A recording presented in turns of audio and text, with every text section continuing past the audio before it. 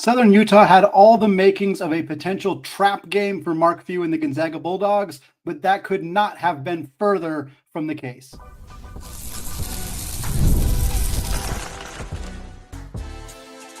You are Locked On Zags, your daily podcast on the Gonzaga Bulldogs. Part of the Locked On Podcast Network, your team every day.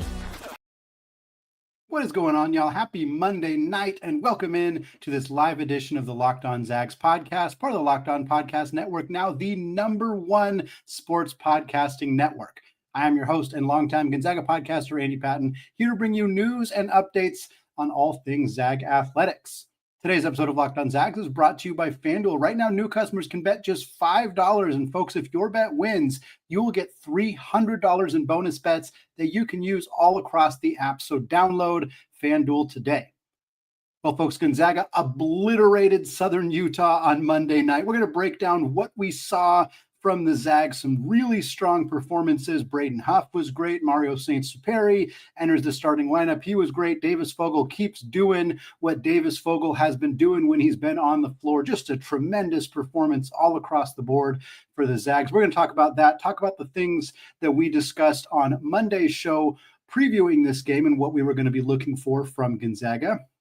And then we're going to close out the show talking about the AP poll, which feels silly now. Yes, Southern Utah should not move the needle all that much, but we felt like Gonzaga was underrated even before this game happened. And now we'll see what they look like in that game against Alabama next week. We'll get to that in a future episode. But for right now, let's celebrate this huge, monstrous win for Mark Few and the Gonzaga Bulldogs Monday night. Again, we are live just 15 or so minutes after the game finalized, 122-50, the final score from Spokane on Monday, 72-point margin of victory, the worst defeat in the history of Southern Utah basketball. I think they said 68 was their previous worst, and that was against Oklahoma in like the 1980s. It was also very close to being a record for total number of points scored by Gonzaga in a game at McCarthy. They scored 123 points 2 years ago against Eastern Oregon, a non-Division I opponent.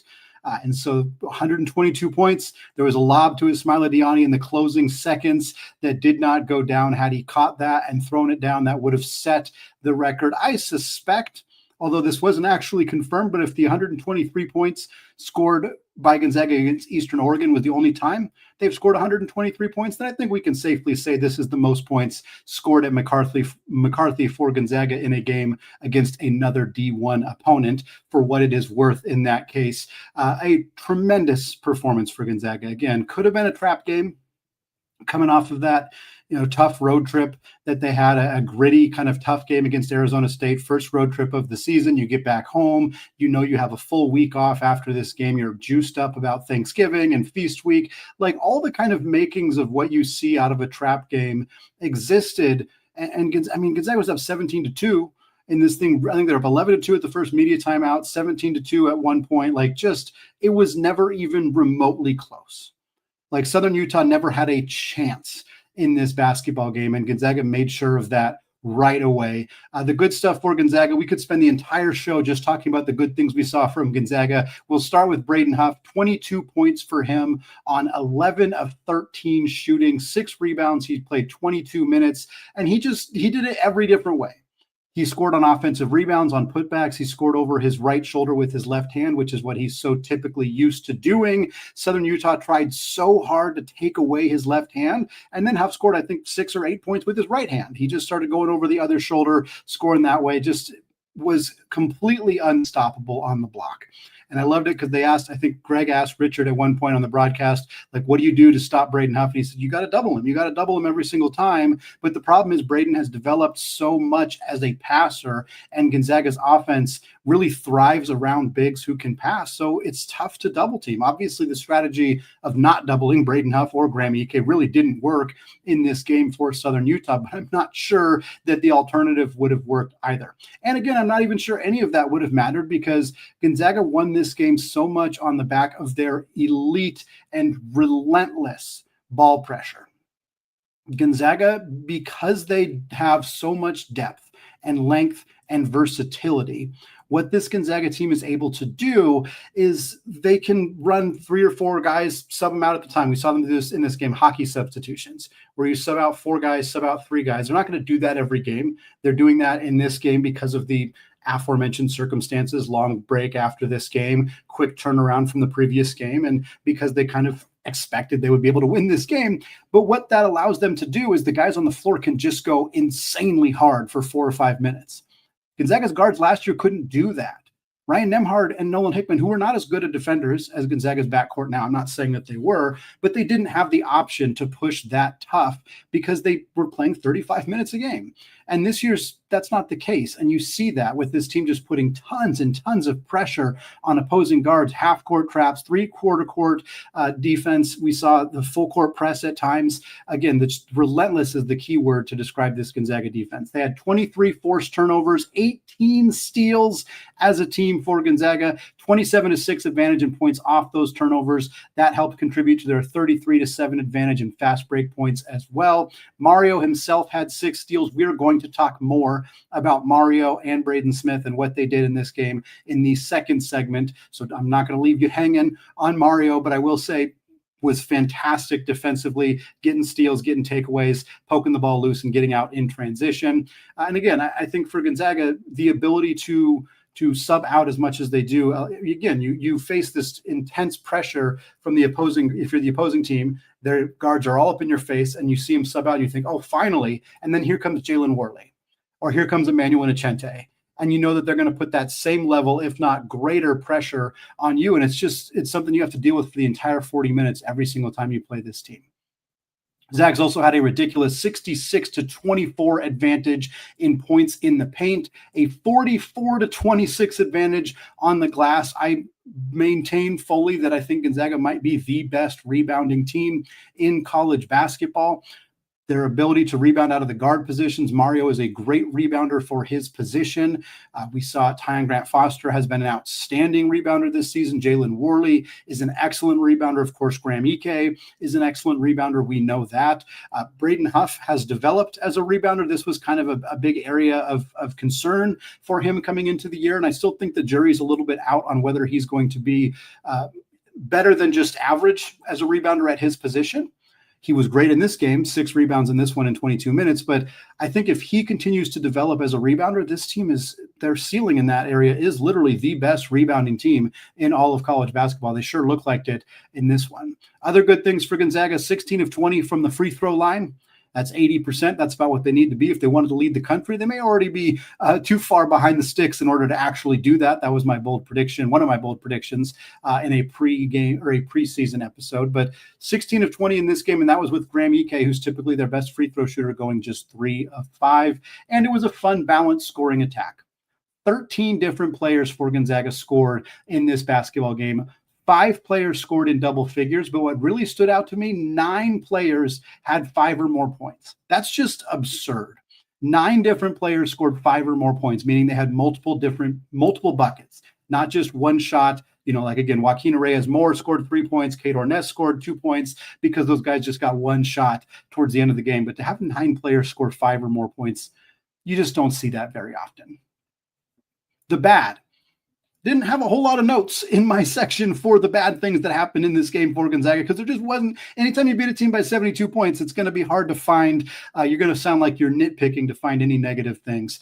And yeah, there was a few kind of sloppy passes early in the second half. There was a little bit of a lull period at that time. Again, Gonzaga still was up big and stayed up big. There never really was any issue of like, oh, they're on a run, they're on a spurt. Nothing like that really happened. But there's just got a few times that got a little lackadaisical, a few things that were a little lackadaisical defensively, letting guys get by you for easy lay-ins, going for steals when you shouldn't have. Again, this is incredibly nitpicky in a game that Gonzaga won by 72 points. I would also point out that the Zags had 9 turnovers, which, again, in a game like this, you don't even really notice because there's just so many possessions flying back and forth. But this is actually the 3rd most turnovers that Gonzaga has had in a game this season. They had less turnovers against Creighton. They had less turnovers against Oklahoma. So the 9 turnovers, again, Few's going to have to find a few things to nitpick in this game, and I'm sure he'll find a couple of those turnovers that were just kind of, trying to make too creative of a pass and ultimately turning it over, things like that. The 2 point guards combined with 4 turnovers.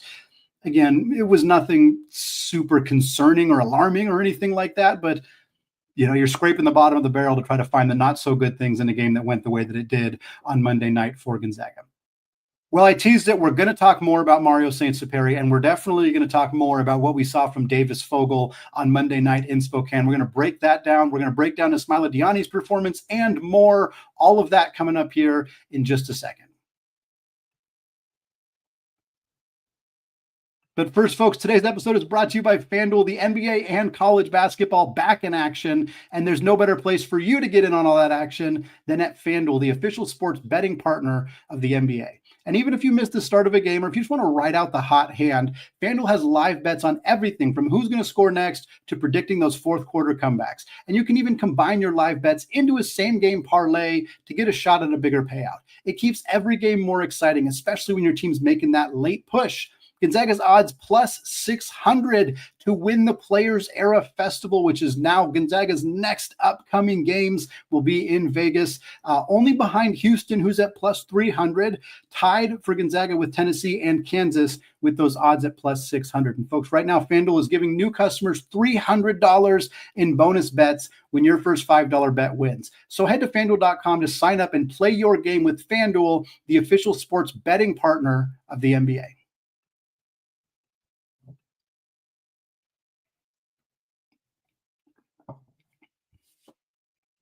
All right, folks, segment 2, still Andy Patton, still Locked On Zags podcast, still live with you all about half an hour after Gonzaga's win over Southern Utah on Monday night in Spokane, 72-point margin of victory for Mark Few and the Gonzaga Bulldogs. And we laid out 5 things that we were going to be watching for in this game on Monday's episode prior to Gonzaga's game tipping off against Southern Utah. And we're going to talk about those things here. Number 1.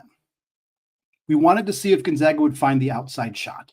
It had been far and away the biggest heel for Gonzaga in the first 4 games of the season. They were shooting barely over 30% as a team coming into this game against Southern Utah. However, the Thunderbirds, one of the worst defensive teams in college basketball, specifically at guarding the perimeter. I think it was UTRGV, shot 16 of 28 from 3 against them. Omaha shot 10 of 19 from 3. Arizona State was over 40% from 3, about 40% from 3. So we kind of knew that this team was going to struggle to defend the 3. And one of the things we said coming into the game was, well, it's not like Gonzaga's going to need to shoot the 3 ball in this game. And that's kind of the direction it was going. At halftime, Gonzaga was 2 of 5. Certainly that's good. 40% is much better than they had been shooting. But again, it was like, well, 2 of 5 is kind of nothing. Like, it just doesn't really feel like it's an impact in the game because, again, they didn't need it to be. But then Gonzaga shot 6 of 9 from 3 in the second half to finish this game 8 of 14, 57% from 3. And that's what we needed to see. What we really wanted to see was some of the players on Gonzaga's roster that we know are important, valuable floor spacers start to get some confidence and a little bit of momentum with their 3-point shot. And I think we saw that. Adam Miller went 2 of 5 from 3 in this game. We knew he needed to find that outside shot. He had a couple of them late in that game against Arizona State, but had been struggling prior to that throughout the season. And then we saw Braden Smith hit a transition 3. Just felt like that was a big moment for him. He'd been shooting literally 11% coming into the game from 3. He was 1 of 9. He's now 2 of 10 because that was his only 3-point attempt on the game, his only field goal attempt on the game, mind you. But that's big. Braden Smith's not the most important 3-point shooter on this team necessarily, but you need him to find that confidence as an outside shooter. So I was really happy to see that shot go down for him. And then Mario was 3 of 3 in this game. He was the team's best 3-point shooter. He did so many things fantastic in this game, but his ability to space the floor, if that shows up as a consistent part of his game, that makes him even more dangerous for this Gonzaga team. I wish we'd gotten to see Steele Venters get on track. I thought Steele played pretty well in this game. He had 6 rebounds, 3 assists, and 4 points. And he only took 1 3 and missed it. It was a good look, just didn't knock it down. Not concerned yet about Steele Venters, but this would have been a good game to see him get a couple of 3s. Didn't quite happen for him, but hey, there's plenty of time for that him to start to find that as the year goes on. We talked a little bit about Mario there. We'll stick with that. Key number 2 for this game, or the thing we're watching for in this game, was to see if Gonzaga's point guards could get back on track. Neither of them played particularly well in that game against Arizona State. I thought they both played well in this game. We're not going to pretend they both played equally well. Mario played much better than Braden Smith in this game. He started and he took full advantage of being in the starting lineup. 16 points for Mario, along with 7 assists, 6 steals, a rebound, pair of turnovers. He was 2 of 4 on 2-point attempts, perfect 3 of 3 from deep, and 3 of 3 from the free throw line. He looked excellent, pushing the pace, getting out in transition, knocking the ball loose with his hands, reading stuff off the pick and roll well. Again, a couple of turnovers, but also 7 assists. Like, you just can't. 7 assists and 2 turnovers. You're going to take that night in and night out from whichever point guard is playing the majority of the minutes that game. Mario looked outstanding on both ends of the floor in this game. Really, really impressed by him and his ability to pick up this offense. You're still seeing a few things. He still seems to be adjusting to college officiating, unclear on certain things, a lot of kind of throwing his hands up and looking at the officials. And those are things that are going to get cleaned up as he gets more used to this and more used to college basketball. Those things will get straightened out. But Few obviously is really willing to trust him early in the season, and for good reason. He is delivering on that promise. And again, Braden Smith's stats aren't going to jump off the page as much, but I thought it was a strong performance from him as well. 5 points, but again, he did not miss a single shot. 1 of 1 from the field on a 3-pointer, 2 of 2 from the free throw line. He also had a pair of rebounds, a pair of assists, a steal. He did have the 2 turnovers. One of them was on a play where he was trying to clear Emmanuel Innocente out. He ended up driving. Innocente came right into his way. They doubled him up. They got the ball from him. I just point that out because it really shouldn't have been called a turnover on Braden Smith, but alas, it is what it is. It's how it goes. I think it'll be interesting to see how this plays out. One of the things that Braden Huff brought up after the Creighton game was that he really likes that kind of Braden Smith starts the game. He's that steadying presence. He's the veteran. He kind of gets the team into their offense, gets them into their sets. And then Mario kind of comes in and is like a change of pace coming off the bench and a bit more active, a bit more energetic in what he brings. And I kind of felt like that is a really strong way for Gonzaga's point guard position to go. So I was a little surprised to see the switch in this game with Mario starting and Braden coming off the bench. I suppose it'll work either way, and I don't think it really matters as long as both of them are comfortable playing in the role that they're asked to do, and they know that they're going to be kind of splitting time for the most part. But let's be clear here. Mario is the higher upside player. When they're both playing at their best, he is the better basketball player. I don't think that is particularly secretive, and I don't think it's really even an insult to Smith. It's just that Mario has tremendous upside, and now that he's finding it, I think he will end up getting the lion's share of the minutes going forward, but there's still a ton of value in what Smith brings to this team, and we saw that on Monday night. Number 3 was whether Gonzaga was going to finally hit 100 points in a game this season. They had 98 against Texas Southern. They had 90 against Creighton. Check. This was not an issue for Gonzaga. We knew pretty quickly in this game. They hit the 25-point mark at about the 10-minute mark in the first half. So that's on track perfectly to hit that 100 points. And then they hit 40 points at the under 8. And I was like, okay, they're going to get there quite easily. They hit 50 points with still 3 minutes to go in the first half. They had 84 points at the under 12 media timeout in the second half. And then they hit 100 points on a chaotic drive by Mario Saint-Supery and a lay-in. There was still over 6 minutes to go when they finally clipped 100. And like we said, they were a point away from tying the most points scored by a Gonzaga team at the McCarthy Athletic Center, which has now been around for more than 20 years. A phenomenal offensive performance, in part because of a phenomenal defensive performance for this Gonzaga team. Key number 4, and I know we're 19 minutes into the show, so people have been waiting to hear about this. We wanted to see if Davis Fogle and Ismaila Diani would get some true experience on the floor, because we knew we hadn't seen them very much in the games against Oklahoma and Creighton and Arizona State. And so we knew this might be an opportunity to get them on the floor. And check. That is absolutely what happened. Davis Fogle subs in the first half, plays the majority of the second half, finishes this game with 14 minutes played, 19 points for Davis Fogle, the team's second leading scorer, 7 of 10 from the field, 1 of 1 from 3, 4 of 4 from the free throw line. He had a pair of steals, a block, a rebound, an assist. He also committed a foul. And folks, I'm going to be just a little bit of a wet blanket here. I want to be very clear. Davis Fogle, obviously an outstanding, gifted scorer. One of the most gifted pure scorers on this roster. His ability to find his spots, get to where he wants to go. His confidence as a scorer is tremendous.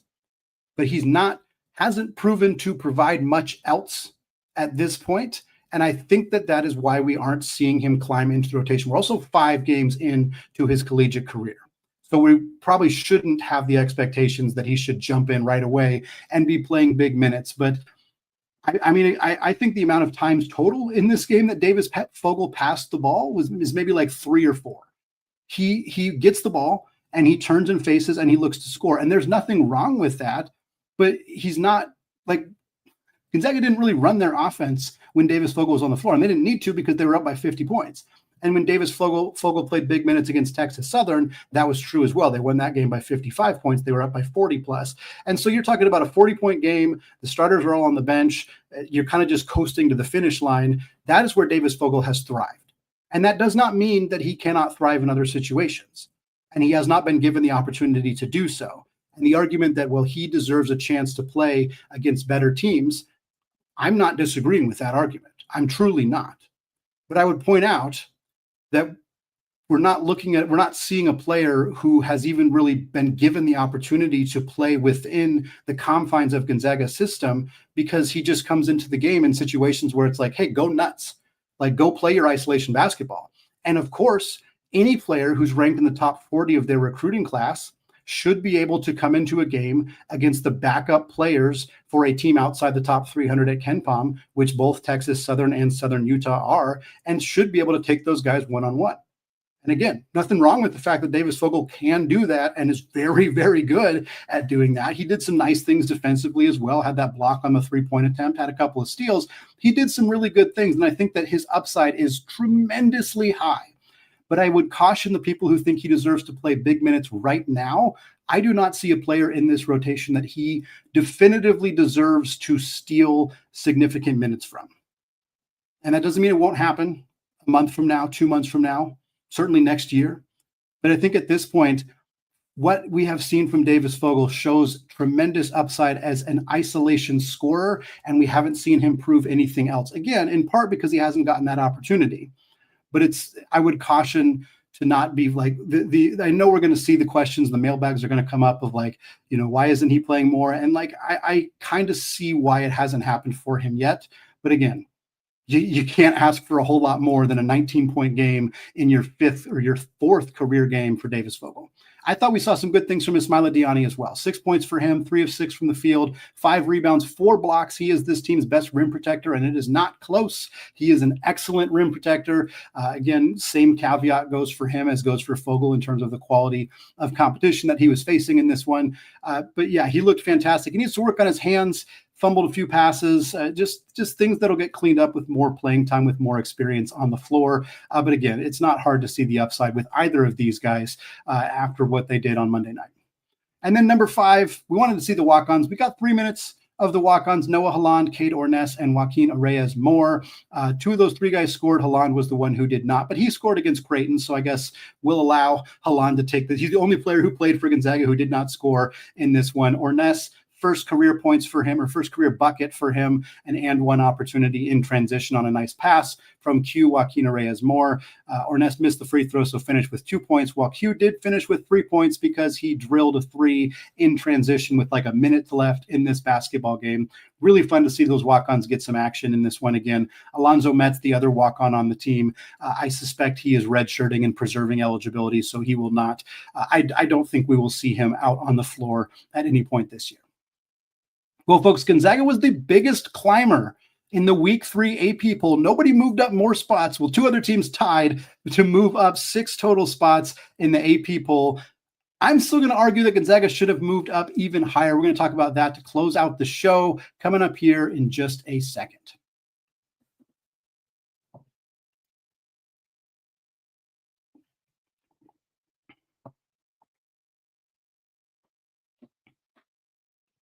All right, folks, segment 3, still Andy Patton, still Locked On Zags podcast. And we are closing out the show, moving away from this fun 72-point victory for Mark Few and the Gonzaga Bulldogs over the Thunderbirds of Southern Utah on Monday night in Spokane, to instead talk about the AP poll, which came out on Monday morning, as it always does.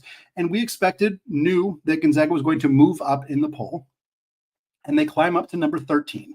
They started preseason poll, they were 21st. And then after the first week of the season, when they beat Texas Southern and then beat Oklahoma at the Spokane Arena, they moved up just 2 spots to 19. And at the time, we kind of discussed like, maybe they should have moved up a little farther. I think they're a top 15 team, but I was kind of like understanding of why they didn't move up too much. And then the next day after the poll came out, it was number 19 Gonzaga versus number 23 Creighton, and Gonzaga blasted the Blue Jays. 27-point victory, was just a dominant performance. And at that point, it was very clear, okay, these two teams are not 4 spots away from each other. And I kind of got the sense that Creighton was going to be the team punished more than Gonzaga was going to be the team rewarded. And then Gonzaga has that slot fest against Arizona State, a game that they were leading for 30 minutes out of 40. 75% of that game, Gonzaga had the lead. They were leading by double digits for the majority of that time as well. So it's hard to call it like even a close game. But yes, Arizona State was within 5 at points in the second half. So it's not like it was decided by any stretch of the imagination. It was Gonzaga's first road game of the year, and there was some I didn't like the way the game was officiated, although I don't think it was imbalanced, but it really slowed rhythm in that game. I don't know if the AP voters punished Gonzaga for that game or if they just didn't move them up far enough, but they come up to 13. Again, 6-spot climb. Louisville climbed 6 spots from 12 to 6. Illinois climbed 6 spots from 14 to 8. Gonzaga climbed from 19 to 13. But it just felt like it feels like the AP poll is always a little bit slow to adjust. I just don't know how you can look at this Gonzaga team and what they're doing defensively and what they're doing efficiently on offense, particularly with their bigs, and think that there are 12 teams better than them. There are not 12 teams better than Gonzaga in college basketball right now. There just aren't. I refuse to believe that is true. As somebody who has watched every one of these top 25 teams at some point this season for my other position at Locked On College Basketball, there's just no way. For me, they're behind 4 teams with 1 loss. BYU at 9, Florida at 10, Bama at 11, Kentucky at 12. All of those teams have 1 loss. Gonzaga is the only team in college basketball. The only team in college basketball with 3 or more wins over KenPom top 100 teams. Only team. The only team to have done that. With their wins over Oklahoma, Creighton, and Arizona State, Gonzaga is the only team. Most people have not scheduled that many top 100 teams, which is another credit to Mark Few and their staff for being willing to play tough games early in the season, but nobody has done that. And in fact, as of going into this tonight, going into the games on Monday night, so it's possible this has changed, Gonzaga was one of only 3 teams that had 2 or more wins over top 70 KenPom teams. Arizona is one of the other ones. They're 4th in the AP poll. Georgetown, believe it or not, is another one of the teams. They were not in the AP top 25. They did receive 16 votes. And then Gonzaga. I will reiterate, Gonzaga's resume is one of the best in college basketball.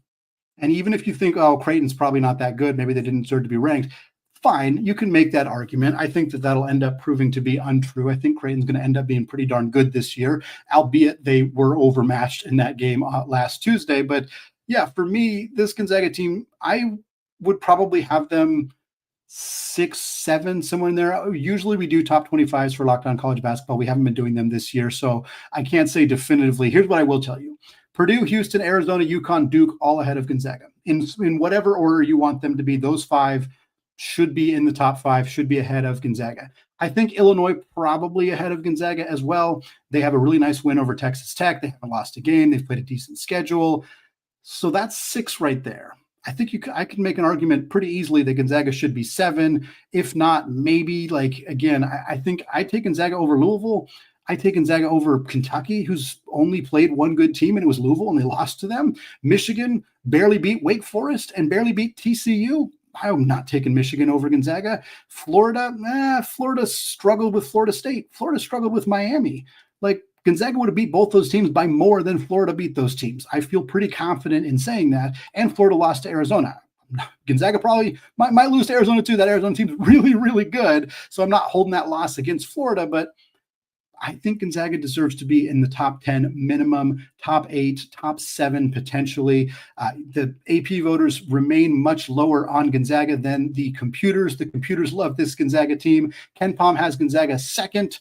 And I haven't even checked in after this game. It's possible they're already up to number 1, but they were 9th in adjusted offensive efficiency, 4th in adjusted defensive efficiency coming into the game against Southern Utah. Only Duke ahead of them at the KenPom rankings. Torvik has Gonzaga 9th, so a little bit lower, but still in the top 10, still higher than the AP poll.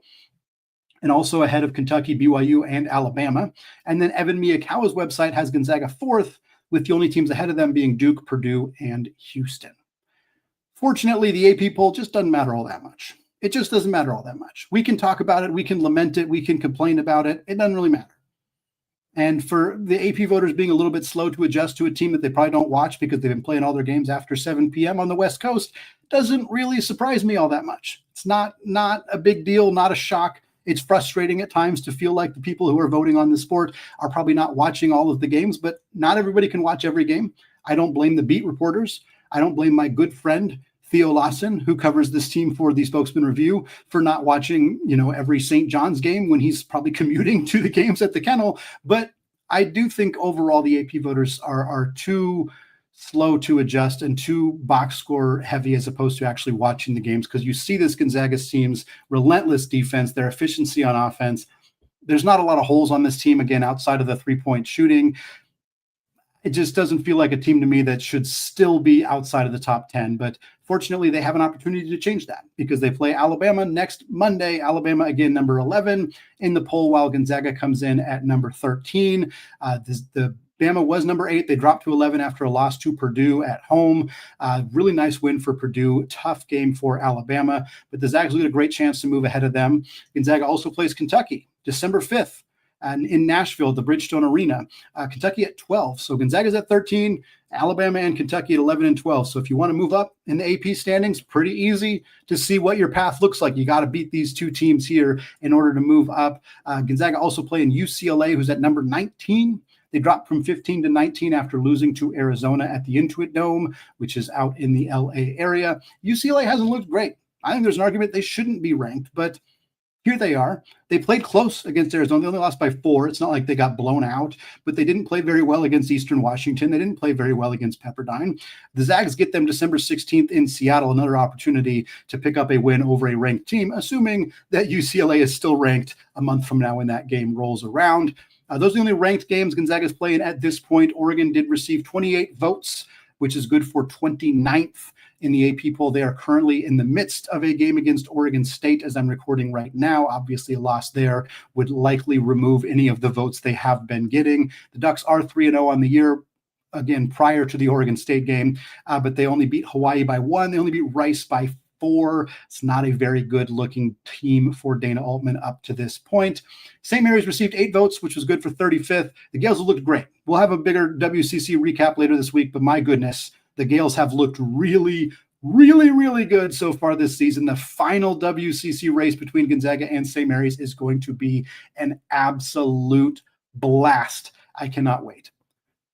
We do have to end the show on a somber note. For those of you who may have not seen this, there was a press release by Gonzaga on Monday morning that Barbara Few, Mark Few's mother, passed away on Friday. Really sad story there for Barbara, obviously for Mark and his family. We're thinking about them. We're thinking about, again, Mark and Marcy, his wife, and of course his kids and everybody involved with the Few family. I know this is a hard time for anybody and for anybody involved with that family. So sad to see that news come out on Monday. Hopefully something where Mark and the family can kind of honor her memory for the rest of the season. All right, folks, that is going to wrap it up for me today here on the Locked On Zags podcast. Again, we got a fun week coming your way. We're going to continue to keep you up to date on what's going on around the conference in the WCC, and we're going to get you all ready to go for the Players Era Festival and specifically for the matchup against the Crimson Tide of Alabama, which goes next Monday, 6:30 p.m. Pacific time in the desert, Sin City, Las Vegas. Going to be a really fun couple of days out there next week. Thanks again, folks. Have a fantastic rest of your day. And of course, as always, go Zags.